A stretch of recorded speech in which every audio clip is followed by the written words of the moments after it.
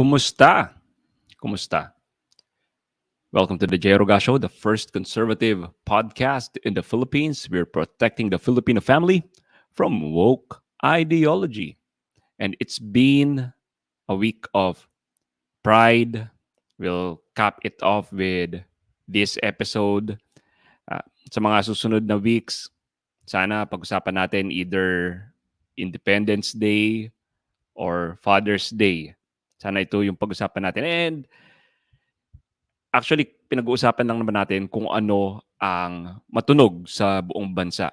And sana next week, Independence Day week, puro mga tungkol sa Pilipinas ang nasa news. Then the week after that, Father's Day, sana puro tungkol sa fathers naman ang nasa news cycle. Dahil sa totoo lang, kung meron mang na-eclipse ang Pride Month ay itong mga to, Independence Day, Father's Day, and no wonder we're producing weak men dahil hindi natin pinagpapahalagahan ang mga ito sa society. Itong pride contents ng Catholic schools, naging magnet siya for a lot of bashers and defenders ng mga Catholic schools na ito, lalo na sa The Sentinel PH page. Yung co-host ko kasi si AJ ay very good at the engagement sa mga bashers and sa mga nagko-comment din. Kaya hanga ako kay AJ, nag-grow ng mabilis ang page dahil sa kanya. Kaya ang masasabi ko lang sa mga bashers, please hit that subscribe button, that follow button on your way out, or kung sa YouTube, that notification bell para ma-notify kayo kung merong bagong content that you will bash, di ba? Uh, it helps with the algorithm, it helps to boost our post. Kaya thank you. Tulong nyo na lang ito, mga bashers, sa The J. Aruga Show at sa The Sentinel PH.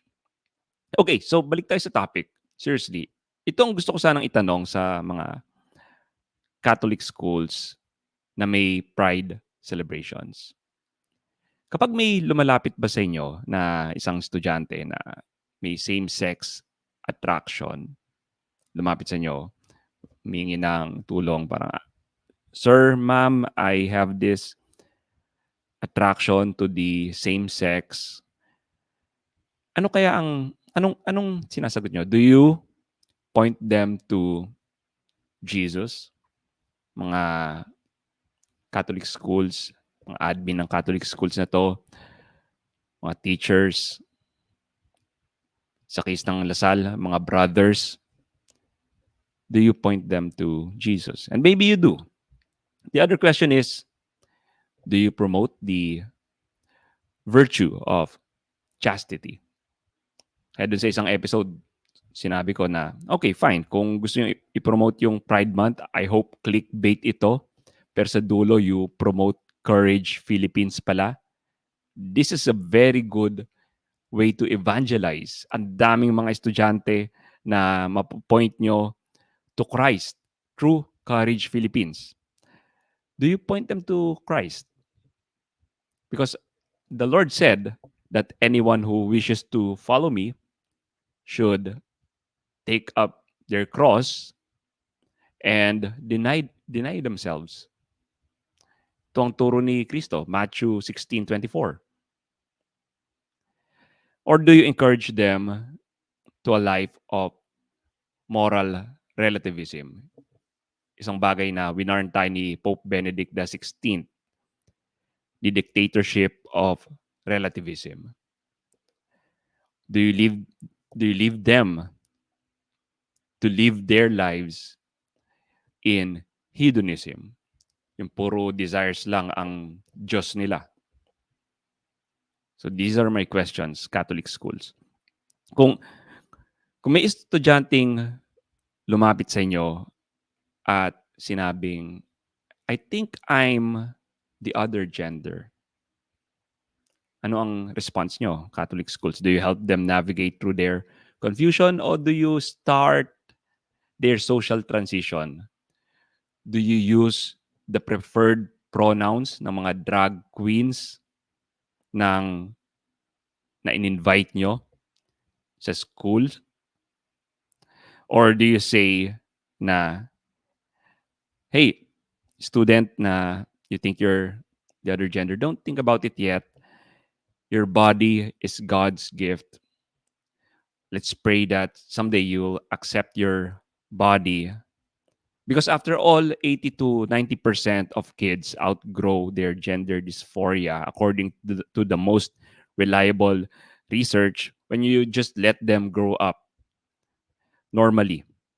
Kung hindi nyo sinimulan ang transition nila. So, kapag may lumapit sa inyo na, hey, I think I'm of the other gender, so, ano ang sinasabi nyo? Catholic schools who celebrate Pride Month. Baka mamaya you start their gender affirmation.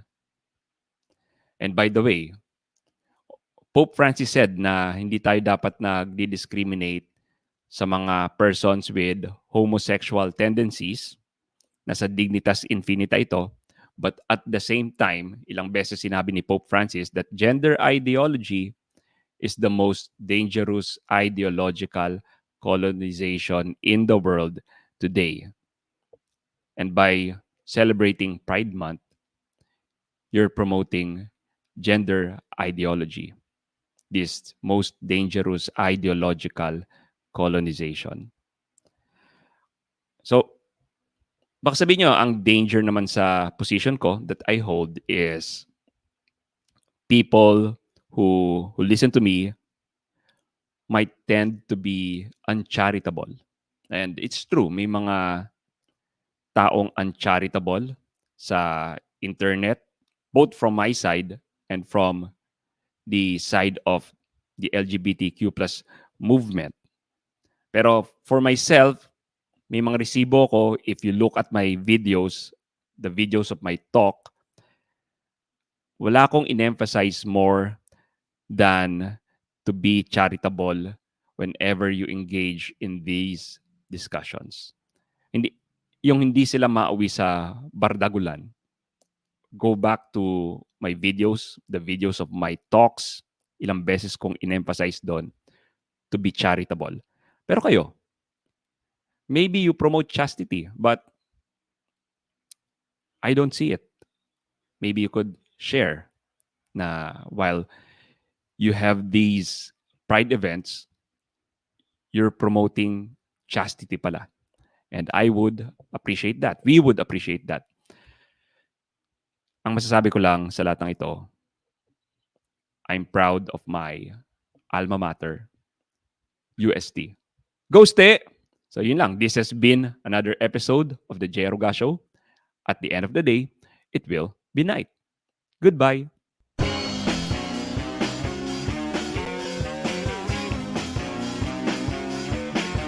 Hi, this is J. Aruga of the J. Aruga Show.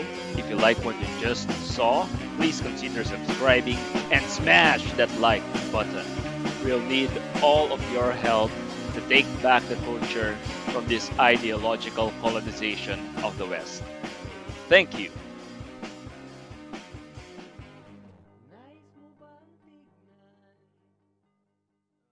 Woke corporations doing the works of the devil are well-funded. What do you do to support the spread of the gospel and the fight against wokeness?